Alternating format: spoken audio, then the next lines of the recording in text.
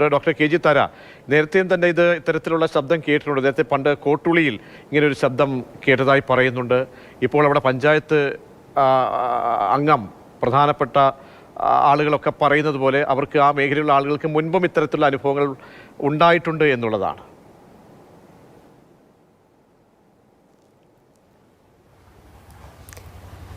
അതെ, ഇപ്പോൾ ഇത് ഈ നമ്മൾ സ്ഥലത്ത് പോയി പരിശോധിച്ച് ഒരു പഠനം നടത്താതെ അല്ലെങ്കിൽ പരിശോധന നടത്താതെ നമ്മൾ ഒരു അഭിപ്രായം പറയുന്നതിൽ പരിമിതികളുണ്ട്. എങ്കിലും ഭൂചലനം ആകാനുള്ള സാധ്യത വളരെ വളരെ കുറവാണ്. അങ്ങനെ ആയിരുന്നെങ്കിൽ ആ കമ്പനം ഇതിനകത്ത് രേഖപ്പെടുത്തി തന്നെ ഭൂചലനം ആയിരുന്നെങ്കിൽ. അപ്പോൾ അത് ലോക്കലായിട്ടുള്ള പ്രാദേശികമായിട്ടുള്ള എന്തെങ്കിലും ഒരു ഈ ഭൂഗർഭജലവുമായി ബന്ധപ്പെട്ട എന്തെങ്കിലും ഒരു ശബ്ദം, അത് മുഴക്കമുള്ള ഈ ശബ്ദം കേൾക്കുന്നത് സാധാരണ ഈ ഉരുൾപൊട്ടലിന് മുമ്പ്, പിന്നെ ഈ ഭൂഗർഭജലം പെട്ടെന്ന് ശക്തിയോടുകൂടി അങ്ങനെ ഒഴുകി പോകുന്നതിൻ്റെയും ഒക്കെ അതുമായിട്ട് ബന്ധപ്പെട്ടതാണ്. ഇപ്പോൾ അത് അവസാനിച്ചു എന്ന് പറയുന്ന സ്ഥിതിക്ക് അതിപ്പോൾ സ്ഥിരമായിട്ട് അങ്ങനെ നിലനിൽക്കാത്തൊരു ശബ്ദം ആയതുകൊണ്ട് ആശങ്കയ്ക്ക് വകയില്ല എന്ന് തന്നെ നമ്മൾ കാണേണ്ടിയിരിക്കുന്നു. എന്നാലും ഒരു ശ്രദ്ധയോടുകൂടി നമ്മൾ ഇരിക്കുന്നത് നല്ലതാണ്.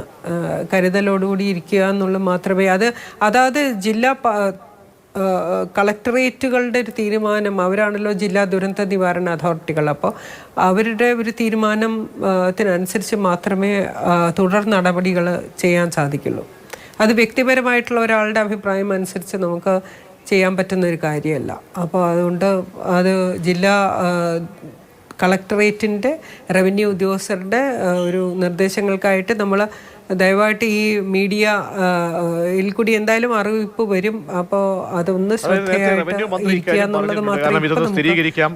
ഇത് അറിയിപ്പ് തീർച്ചയായും അത് നൽകുമെന്ന് പറഞ്ഞു. പക്ഷേ എപ്പോഴും ഈ ഒഴിപ്പിക്കേണ്ട സാഹചര്യമുണ്ട്. ആളുകളെയൊക്കെ തന്നെ പല നിലയ്ക്ക് ഇപ്പോൾ ആ ജില്ലയിൽ തന്നെ വിവിധ ഇത്തരം മേഖലകളിൽ നിന്നൊക്കെ വലിയ മഴയൊക്കെ വരുമ്പോഴും അലർട്ടൊക്കെ വരുമ്പോഴുമൊക്കെ ഒഴിപ്പിക്കാറും ഉണ്ട്, ജാഗ്രത എടുക്കാറുമുണ്ട്. ഇന്നത്തെ ഈ ഒരു സംഭവത്തിൽ അങ്ങനെ എന്തെങ്കിലും വേണ്ടത് ഉണ്ടോ? അതല്ല ഇനി സ്വയം മാറണം എന്ന് വരുന്ന ആളുകളുമുണ്ട്. അവരെ മാറ്റിപ്പാർപ്പിക്കാൻ സന്നദ്ധമാണെന്ന് അധികാരികൾ അറിയിക്കുന്നുമുണ്ട്. ഡോക്ടർ കെ ജി താര, ഞാൻ പറയുന്നതിൽ ഒരു പരിമിതി ഉണ്ട് കേട്ടോ. ഞാൻ പറയുന്നതിൽ ഒരു പരിമിതി ഉണ്ട്. കാരണം ഞാനല്ല അതിൽ ഒരു തീരുമാനം എടുക്കേണ്ട ഒരാൾ.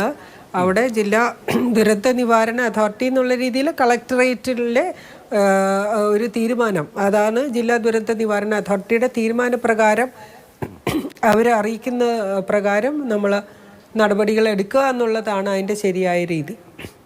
ഒരു കാര്യം കൂടി, അവിടുത്തെ ജനങ്ങളോട് ഡോക്ടർ കെ ജി താര, അവിടുത്തെ ജനങ്ങളോട് പറയാനുള്ളത് എന്താണ്?